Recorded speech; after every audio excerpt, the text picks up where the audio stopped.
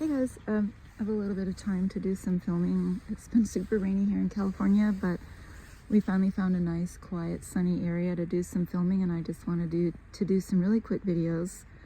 I made this lovely cable hat. It was the first time I'd ever done anything like this before, and I'd always been curious as to how you do the decreases up to the crown with these cables, so you can kind of see how these cables slowly get smaller and smaller until you get to the top of the hat.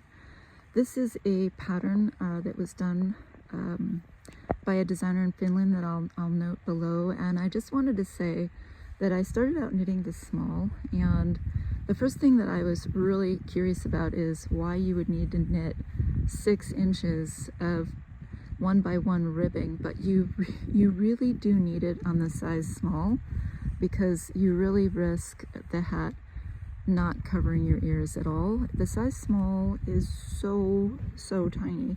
If you're used to knitting Shetland Woolfolk hats, this is going to be for a smaller head than that.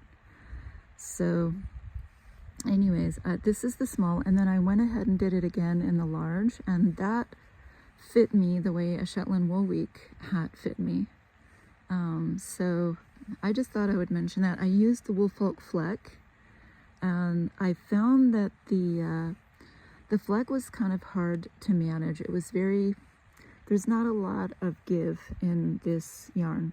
It doesn't have a lot of stretch or elasticity, and so it was really hard to manage with the cable work. I thought you have to knit with a very firm gauge and to get these cables to look really crisp. And these little flecks can make your stitches look really huge because it affects the gauge of the yarn. So in order to avoid having really stretched out stitches, I pulled the flecks out if it landed in an area where it was going to enlarge a stitch. And I kind of learned that the hard way on the ribbing when I did the ribbing. So anyways, I thought I would share. Hopefully you can kind of see the difference between the small and the large. Oh, I'll just kind of hold them up here so you can see. Okay, how that'll give you a sense for what this really lovely cable hat pattern project how it came out, and my experiences with the yarn and the pattern.